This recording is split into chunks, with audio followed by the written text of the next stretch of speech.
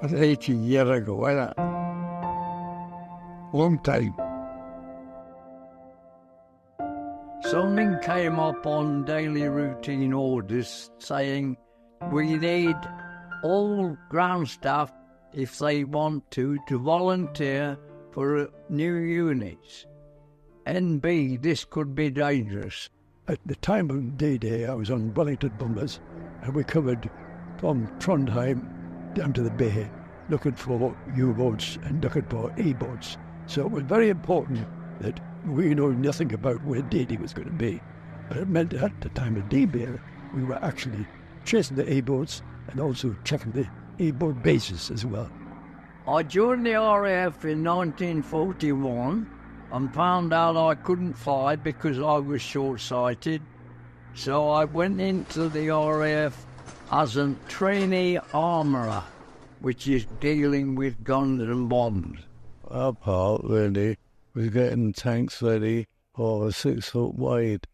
That's like doing everything up with Bostik and making it waterproof.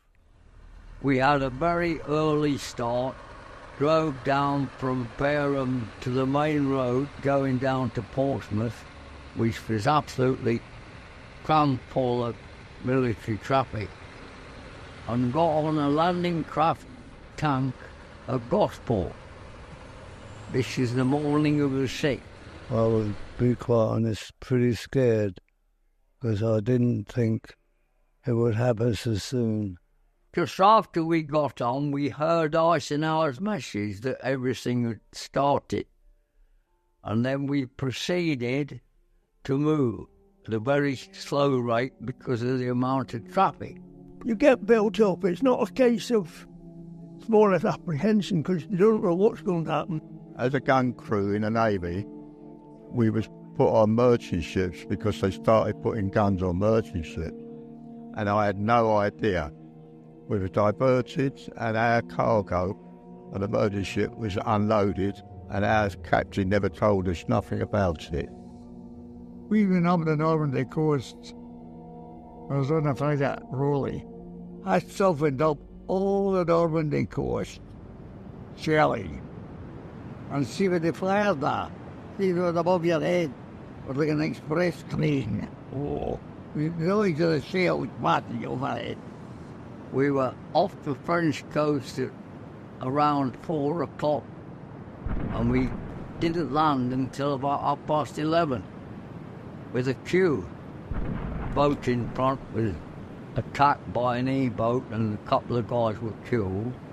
We went in with a glider and we had a jeep and a 6-pounder anti-tank gun and a crew of 6 of us. You hear that buzzing noise of a droning of the plane in front, and then our glider pilots could tell us, "Get ready, chaps, it's not long before we're going to cast off the tow rope."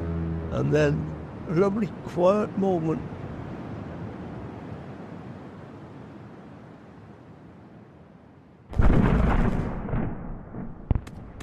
But I can remember the boys climbing over the side of the ships, the land craft, shells flying everywhere, guns firing everywhere.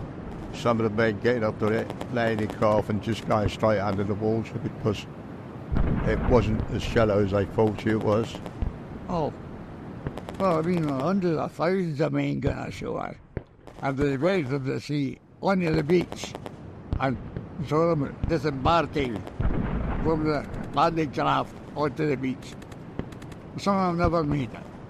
It was one chaotic day. So there's few of them, and both sides knew that. You could hear the screams and the gunfire. Screams from people as they was getting battered, you know. But I was shocked. You open up to attack fire, and you got too near. You look out for fighters. In other words, keeping out of trouble as near as you can, but it happens all around, of course. Just sometimes you didn't even know about it. All we could do was knock a tank out by taking the tracks off, and that was enough to get them to bail out. And if they didn't show signs of giving in straight away, they were killed. D Company of my battalion captured the Pegasus Bridge, which we all heard about. The rest of us came in the next hour, knowing that everything had gone quite well. This is the bit that I don't know how many people know about this, apart from 30 people, including me. We actually landed on the wrong beach. It wasn't anybody's fault. We should have landed on Gold Beach. Gold Beach is next to Juno, which was the Canadian beach, and we actually landed right on the division between the two.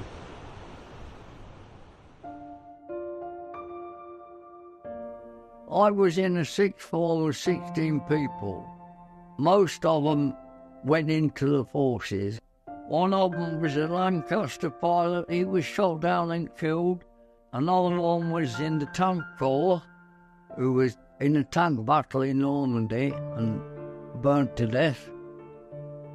When you're in the Navy, you sleep together, you eat together, you go ashore together. You're like one family. And when you lose one of them, it's like losing a brother. Bearing in mind that in Bomber Command, 56,000 were killed in Bomber Command, and I consider myself very fortunate to come through unscarred. When I was talking to the boys on the ship, mainly they were soldiers, and I said, how did you feel on that day? Did you know where they was going? They said, no, we didn't. They never knew where they was going.